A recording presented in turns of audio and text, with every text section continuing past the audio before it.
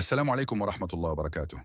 إخواني وأخواتي الكرام، في سريلانكا يمر إخواننا المسلمون وإلى جانبهم جميع سكان الجزيرة بأزمة غير مسبوقة.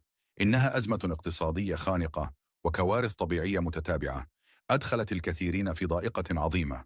لا يمكننا أن نتجاهل حالهم وهم يعانون من نقص الغذاء والدواء والمأوى. إن مد يد العون لهم في هذه الظروف العصيبة هو واجب إسلامي علينا جميعا. لقد أكد نبينا محمد صلى الله عليه وسلم على أهمية المؤازرة الأخوية، حيث قال: من كان في حاجة أخيه كان الله في حاجته.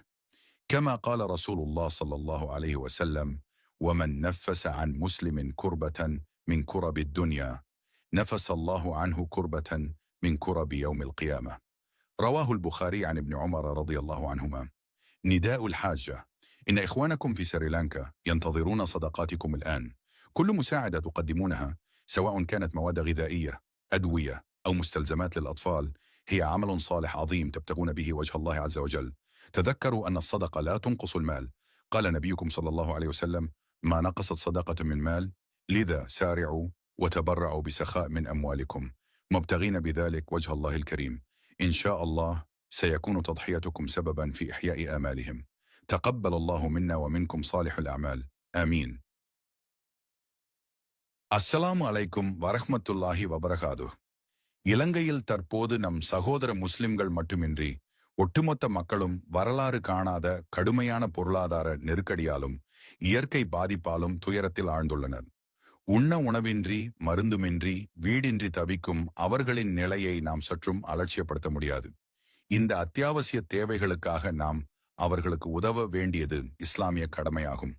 நபிகள் நாயகம் ஸல்லல்லாஹு அலைஹி வஸல்லம் அவர்கள் கூறினார்கள்: ஒரு முஸ்லிம் தனது சகோதரனுக்கு உதவியாக இருக்கும் காலமெல்லாம் அல்லாஹ் அவனுக்கு உதவியாக இருக்கிறான். அறிவிப்பவர் அபூ ஹுரைரா ரலி நூல் ஸஹீஹ் முஸ்லிம். மேலும் அல்லாஹ்வின் தூதர் ஸல்லல்லாஹு அலைஹி வஸல்லம் அவர்கள் கூறினார்கள்: ஒரு முஸ்லிமுக்கு ஏற்படும் துன்பத்தை ஒரு முஸ்லிம் நீக்கினால் கியாமத் நாளில் அல்லாஹ் அவனது துன்பங்களில் ஒன்றை நீக்குவான். அறிவிப்பவர் இப்னு உமர் ரலி நூல் ஸஹீஹ் புகாரி. இன்று இலங்கையில் உள்ள நம் சகோதரர்கள் உங்கள் சதகாவிற்காக காத்திருக்கிறார்கள்.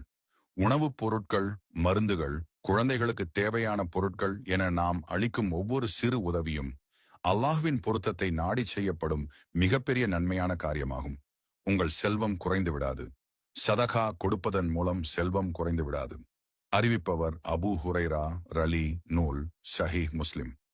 எனவே உங்கள் வருமானத்திலிருந்து அல்லாஹ்வின் திருமுகத்தை நாடி தாராளமாக வாரி வழங்குங்கள்.